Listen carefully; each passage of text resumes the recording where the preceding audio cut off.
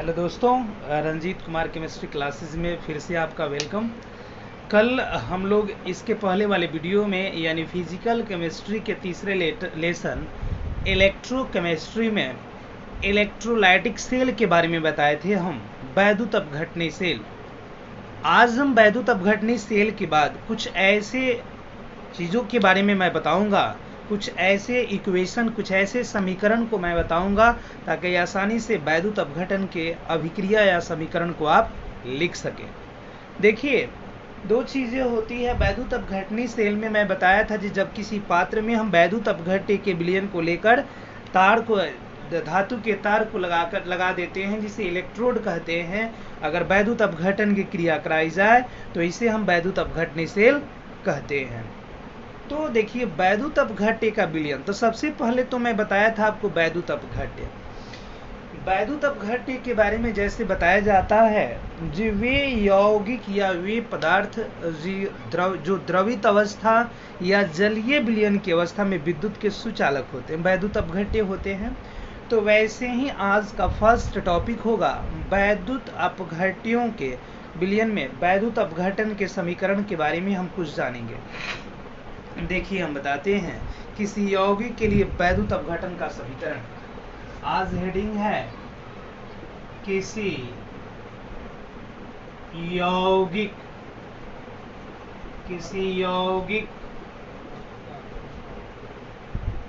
के लिए वैद्युत अपघटन का समीकरण। वैद्युत अपघटन का समीकरण है ना, वैद्युत अपघटन का समीकरण। अब देखिए, यौगिक जो होंगे ना, आपको मैं बता दूं, ये क्वेश्चन का हेडिंग होगा जो किसी यौगिक के लिए वैद्युत अपघटन का समीकरण। तो याद रखिएगा, यौगिक जो होते हैं द्रवित अवस्था में हो सकते हैं, जलीय विलयन की अवस्था में हो सकते हैं। तो अब हमें जानना है कि वैद्युत अपघटन की क्रिया द्रवित अवस्था के साथ कैसे करना है, तनु जलीय विलयन के साथ कैसे करना है, ताकि आसानी से हम जान पाएंगे कि कैथोड पर क्या मुक्त होगा और एनोड पर क्या मुक्त होगा। तो इसके दो कंडीशन हो गए बाबू, और वो कंडीशन क्या हो गए, यौगिक जब द्रवित अवस्था में हो तो उस यौगिक का हम वैद्युत अपघटन करें तो कैथोड पर क्या मुक्त होगा और एनोड पर क्या मुक्त होगा। दूसरा कंडीशन यहाँ बनता है, अब वो कंडीशन होता है जब यौगिक तनु जलीय विलयन की अवस्था में हो तो उसका हम वैद्युत अपघटन करेंगे तो एनोड पर क्या मुक्त होगा और कैथोड पर क्या मुक्त होगा। तो ये दोनों मार्केबल पॉइंट है, इसको हम आसानी से बता रहे हैं, आप देखेंगे, समझेंगे। आज मैं कुछ वर्क भी आपको दूंगा, आप इस पर बहुत सारे वैद्युत अपघट्यों को लेकर के वैद्युत अपघटन की क्रिया करेंगे, और जहाँ भी दिक्कत हो आप कमेंट करके हमसे जरूर पूछेंगे। तो आते हैं, हम लेते हैं सबसे पहला द्रवित अवस्था, है ना। जब यौगिक द्रवित अवस्था में हो, कैसा हो बाबू, द्रवित अवस्था में हो। जब कोई भी यौगिक जो हो वो किस अवस्था में हो, तो जब कोई भी यौगिक जो होता है, देखिए, जब कोई भी यौगिक जो होता है द्रवित अवस्था में हो, तब द्रवित अवस्था में हो तो उसकी वैद्युत अपघटन की क्रिया कैसे करेंगे। अब इसके लिए मान लीजिए कि हम कोई एग्जाम्पल लेते हैं, और वो एग्जाम्पल होता है NaCl। इसे हम बोलते हैं सोडियम क्लोराइड, है ना, NaCl, है ना। द्रवित अवस्था में हम ले लिए सोडियम क्लोराइड। सोडियम क्लोराइड एक वैद्युत अपघट्य यौगिक है, और साथ ही मैं बता दूं ये वैद्युत संयोजक यौगिक भी है, क्योंकि इनका एक अव्यय धनायन और दूसरा अव्यय ऋणायन है। तो अब इसका हम द्रवित अवस्था में है तो इसका हम वैद्युत अपघटन करेंगे। तो सबसे पहला चीज आप जान के एक चीज रखेंगे बाबू हमेशा, जे यहाँ पे वैद्युत अपघटन सोडियम का कैसे करते हैं।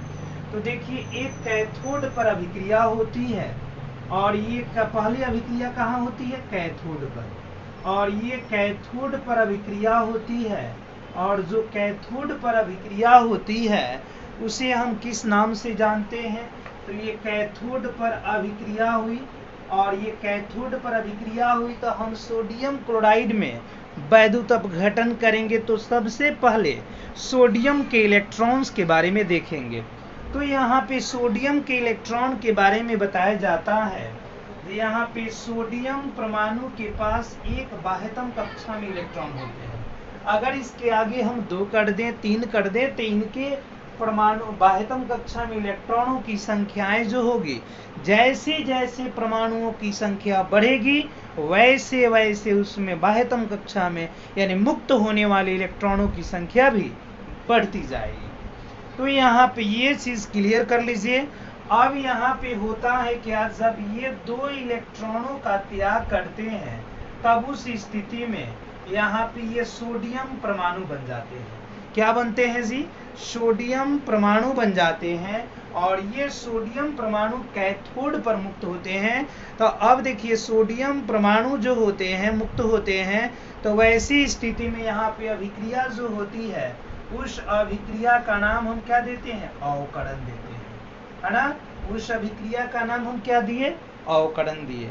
यानी जब पहली स्थिति में कैथोड पर अभिक्रिया हुई तो ये सोडियम परमाणु सोडियम आयन 2 इलेक्ट्रॉनों को मुक्त करके सोडियम परमाणु बना, अब उस स्थिति में अवकरण हुआ।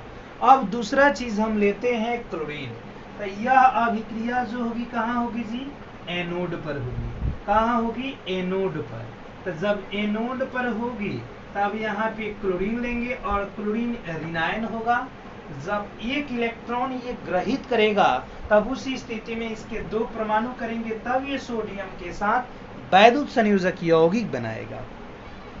तब उस स्थिति में इसे अगर हम लोग को क्लोरीन परमाणु बनाना हो तो यह कंडीशन तभी हो सकता है जब ये 2 इलेक्ट्रॉनों को प्राप्त करते हो, है ना। जब ये 2 इलेक्ट्रॉनों को प्राप्त करते हो तो उस स्थिति में यहाँ पे अभिक्रिया जो होती है उसे हम बोलते हैं ऑक्सीकरण। क्या बोलते हैं जी? ऑक्सीकरण कहते हैं इसको। अब आगे आपके पास समीकरण। अब इन दोनों एनोड और कैथोड पर होने वाले प्रदत्त समीकरणों को यहाँ पे लेकर के हम जोड़ देते हैं। तो हम इस तीर चिन्ह के बाईं ओर को एक तरफ जोड़ेंगे और दाईं ओर को एक तरफ। दोनों में 2-2 इलेक्ट्रॉन कॉमन है क्योंकि ये मुक्त कर रहे हैं, ये ग्रहित कर रहे हैं, तो उसी स्थिति में इलेक्ट्रॉन हट जाते हैं। तो अब यहाँ पे दर्शाते हैं 2Na प्लस, है ना, प्लस यहाँ पे 2Cl माइनस। इक्वेशन ऑफ यहाँ पे देते हैं और उसके बाद हम लोग लिख देते हैं यहाँ पे क्या 2Na ऊपर जो है और प्लस यहाँ पे लिख देते हैं Cl2। तो इस तरीके से इसका वैद्युत अपघटन जब हम करेंगे तो ऐसे रूप में ये समीकरण प्राप्त होगा। तो इस अभिक्रिया में अब यहाँ लिख सकते हैं, अतः इस अभिक्रिया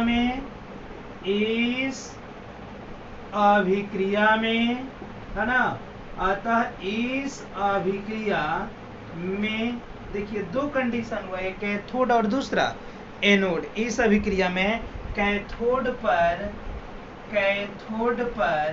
सोडियम धातु, कैथोड पर सोडियम धातु, है ना। अब यहाँ पे होता है तथा एनोड पर, है ना, एनोड पर यहाँ पे क्लोरीन गैस Cl2, है ना, या Cl भी लिख सकते हैं आप, क्लोरीन गैस, या क्लोरीन भी लिख सकते हैं, क्लोरीन गैस मुक्त होता है। तो अब यहाँ पे गैस मुक्त होता है। अब देखिए यहाँ पे, अब यहीं पे बहुत सारे ऑब्जेक्टिव क्वेश्चन हम लोग क्लियर कर लेते हैं। यानी जब यहाँ पे हम लोग सोडियम क्लोराइड यानी द्रवित अवस्था में किसी वैद्युत अपघट्य को लेंगे तो उसका वैद्युत अपघटन करेंगे तो कैथोड पर सोडियम धातु और एनोड पर क्लोरीन मुक्त होगा। अब ये चीज अगर ऑब्जेक्टिव क्वेश्चन बनता है जो द्रवित सोडियम क्लोराइड के वैद्युत अपघटन से कैथोड पर मुक्त होने वाले यहाँ पे तत्व हैं, ऑप्शन ऐसे करके 4 दे दिए जाएं तो अब कैथोड पर धातु और एनोड पर अधातु मुक्त होते हैं। जो आपके सामने है आप देखेंगे और इस पे मैं कुछ वर्क दे रहा हूँ, है ना। तो इस स्थिति में अगर आपसे कोई पूछे जी बताइए कैथोड पर कौन सी अभिक्रिया हुई है, तो आप ऑब्जेक्टिव क्वेश्चन बन जाए जब वैद्युत अपघटन करते हैं अगर द्रवित सोडियम क्लोराइड का, तो कैथोड पर कौन सी अभिक्रिया होगी, तो अवकरण। एनोड पर कौन सी अभिक्रिया होगी, तो ऑक्सीकरण। ऑब्जेक्टिव क्वेश्चन का समाधान आसानी से कर सकते हैं। कुछ वर्क मैं दे रहा हूं, आप सॉल्व करेंगे। द्रवित अवस्था के लिए कुछ एग्जाम्पल हैं जो आप बनाएंगे, और यहाँ पे मैं कुछ एग्जाम्पल आपके बीच शेयर कर रहा हूँ, इसे आप घर पे कोशिश करेंगे बनाने के लिए। जैसे मैं दे दिया द्रवित अवस्था में KCl, है ना, KCl का वैद्युत अपघटन करते हैं। यहाँ पे मैं दे देता हूँ NaF सोडियम फ्लोराइड। दो ही क्वेश्चन दे रहा हूँ, आप बनाओगे। कहीं भी दिक्कत हो आप हमसे कमेंट करके ज़रूर पूछोगे। अगर बेहतर लगे तो इसे सब्सक्राइब करो, लाइक करो और अधिक से अधिक बच्चों के बीच शेयर करो आप, ताकि आसानी से सभी लोग को द्रवित अवस्था में कोई भी वैद्युत अपघट्य हो तो उसे एनोड और कैथोड की अभिक्रिया समझ में आ जाए। तो अब ये पहली अवस्था है, अब इस पे हम दूसरी अवस्था को लेके चलेंगे। मैं अभी आपके सामने से थोड़ी देर के लिए हट रहा हूं ताकि आसानी से इसको आप देखें।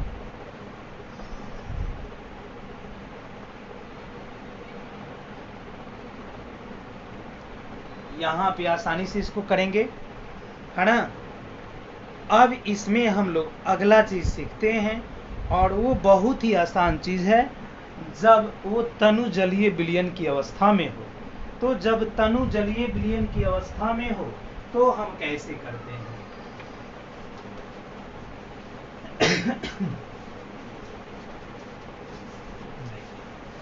तनु जलीय विलयन की अवस्था में हो तो हम कैसे सॉल्व करते हैं।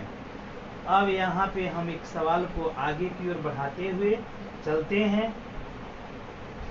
है ना, जिसे आप केयर करेंगे जो कैसे हम लोग बना सकते हैं। अब आसानी से इसको सॉल्व करने की कोशिश करेंगे, है ना। अब यहाँ से हम लोग जानेंगे कैसे हम तनु विलयन का वैद्युत अपघट्य को पूरा कर सकते हैं, है ना। जलीय विलयन का वैद्युत अपघट्य कैसे करते हैं। अब देखिए यहाँ पे मैं जो देता हूँ अगला सेकेंड, यहाँ पे मिलता है NaOH के जलीय विलयन का वैद्युत अपघट्य, है ना। ये इसके पहला वाला था द्रवित जलीय विलयन का वैद्युत अपघट्य। इससे भी ऑब्जेक्टिव क्वेश्चन बनते हैं बाबू, विलयन का वैद्युत अपघटन। तो देखिए यहाँ पे वैद्युत अपघटन हम इसका करते हैं। अब यहाँ पे आप केयर करेंगे से वैद्युत अपघटन कैसे हुआ, है ना। NaOH के जलीय विलयन का वैद्युत अपघटन। तो सबसे पहले तो NaOH यहाँ से हम बनाना शुरू करते हैं। सबसे पहले तो आप जान जाओ जे NaOH का जब अपघटन करेंगे तो ये टूट जाएगा Na+ और यहाँ पे प्लस OH माइनस। ये जब होगा तो ये पूर्णतः आयनित होकर के टूटेगा, पूर्णतः आयनित। यहाँ पे यह पूर्णतः आयनित होगा और यह विखंडित हो जाएगा सोडियम प्लस और OH माइनस में। अब यहाँ पे हम करते हैं जलीय विलयन, तो जल का जब करेंगे तो H2, तो जल यहाँ पे एक प्रकार की उत्क्रमणीय अभिक्रिया है, और इस अभिक्रिया के लिए ऐसे इंडिकेट करेंगे और इसमें जल को आइडेंटिफाई करते हैं, इसका विखंडन करते हैं। तो ये टूटते हैं H+ और प्लस यहाँ पे OH माइनस में, और यहाँ पे यह अंशतः आयनित होते हैं, अंशतः आयनित, है ना, यह अंशतः आयनित होते हैं। तो इस तरीके से हम सोडियम हाइड्रोक्साइड के जलीय विलयन का वैद्युत अपघटन किए। तो यहाँ पे देखिए अब यहाँ पे इसमें भी दो अभिक्रियाएं होगी, एक कैथोड पर अभिक्रिया होगी। तो यहाँ पे देखिए H+ टूटा और OH माइनस टूटा। तो यहाँ पे सबसे पहले अब इस यौगिक को छोड़ देंगे, इसमें जल का वैद्युत अपघटन करेंगे।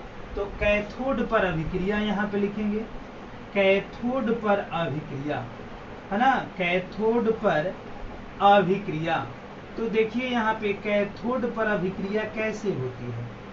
दो स्थिति होगा इसमें, एक कैथोड पर अभिक्रिया। तो कैथोड पर अभिक्रिया कैसे होगा, हाइड्रोजन आयन है यहाँ पे, एक इलेक्ट्रॉन जब मुक्त करेंगे, अगर 2 से इसमें करते हैं तो 2H+ होता है। और यहाँ पे होता है क्या, जब ये 2 इलेक्ट्रॉन के यहाँ पे बाबू करते हैं तो उस स्थिति में ये हाइड्रोजन परमाणु हो जाते हैं, है ना। अब ये हो गए हाइड्रोजन परमाणु। कैथोड पर अभिक्रिया हुई 2H+ को, तो 2 इलेक्ट्रॉन यहाँ पे प्राप्त करने के बाद ये हो गए हाइड्रोजन परमाणु। अब आते हैं एनोड पर। तो अब एनोड पर अभिक्रिया होगी जी, तो यहाँ पे लेते हैं एनोड पर अभिक्रिया। तो एनोड पर अभिक्रिया जब हम कराते हैं तो एनोड पर अभिक्रिया का अर्थ हुआ यहाँ पे क्या है, OH-। जब इसके हम 2 किए हुए हैं तो इसके भी 2 करेंगे तो OH- हो गया। अब OH- में यहाँ पे देखेंगे, क्लियर करेंगे बाबू, यहाँ पे बनेगा सबसे पहले जल H2O, हाइड्रोजन 2 और ऑक्सीजन 1। अब यहाँ पे क्लियर करेंगे, अब हमारे पास एक ऑक्सीजन बच गया, तो नवजात ऑक्सीजन नहीं लिखते हैं तो 1/2 O2 लिखेंगे। ये कंडीशन तब होता है जब 2 इलेक्ट्रॉनों को ये प्राप्त करते हैं, है ना। ये कंडीशन जो होता है OH- के साथ, ये तभी होता है जब ये 2 इलेक्ट्रॉनों को यहाँ पे प्राप्त करते हैं, तो वैसी स्थिति ये क्रिएट हुई। अब क्या करते हैं, तो इन दोनों समीकरणों को आसानी से यहाँ जोड़ देते हैं। तो दोनों में 2-2 इलेक्ट्रॉन कॉमन है तो ये खत्म हो जाते हैं। LHS पार्ट्स को जोड़ेंगे तो 2H+ + 2OH-, है ना। इक्वेशन अप होता है, यहाँ पे लिखते हैं H2 प्लस यहाँ पे H2O और प्लस यहाँ पे 1/2 O2। आइए 2-2 इलेक्ट्रॉन इसमें कॉमन है तो हट जाएंगे। अब आते हैं इसमें बना जल, तो जल का हम थोड़ा सा वैद्युत अपघटन यानी इस जल का करेंगे तो लिखेंगे 2H2O। 2H2O हो गया। अब 2H2O के साथ करते हैं तो यह सेम कंडीशन में ये टूटता है H2 plus H2O plus 1/2 O2। आप देख लीजिए, हाइड्रोजन 4 ऑक्सीजन 2, हाइड्रोजन 4 ऑक्सीजन यहाँ पे 2। तो इस तरीके से यहाँ तक इक्वेशन करते हैं। अब 1 से 2 लाइन और लास्टली है, तो अंत में हमें ये प्राप्त हो गया कि अगर हम जल का केवल एक अणु यहाँ पे लें और इसका वैद्युत अपघटन करें, तो जल के एक अणु का वैद्युत अपघटन करें तो यह H2 प्लस यहाँ पे 1/2 O2 में विखंडित हो जाता है। लास्टली समीकरण हमारा यही प्राप्त होता है, यानी जब कोई यौगिक के जलीय विलयन का वैद्युत अपघटन करना हो तो फर्स्ट लाइन तो उस यौगिक का अपघटन करेंगे, लेकिन सेकंड लाइन से जल का अपघटन करेंगे जिसमें कैथोड पर अभिक्रिया होगी और एनोड पर अभिक्रिया होगी। चाहे वो कोई भी समीकरण क्यों ना हो, अगर वह जलीय विलयन में यौगिक हो उसके लिए यहाँ से यहाँ तक सारे में इक्वल समीकरण चलेगा। केवल फर्स्ट लाइन चेंज होगा, बाकी सब किसी भी यौगिक के लिए यही लेंगे हम जब यौगिक जलीय विलयन की अवस्था में हो। अब इसमें लास्टली हम लोग लिख सकते हैं, और वो क्या लिखेंगे, तो इस अभिक्रिया में क्या होता है जी, तो इस अभिक्रिया में जो होता है ना, इस अभिक्रिया में अलग अलग चीजें हम लोग बताएंगे। ये इस अभिक्रिया में है ना क्या क्या मुक्त होता है। इस अभिक्रिया में कैथोड पर हाइड्रोजन लिख सकते हैं, इस अभिक्रिया में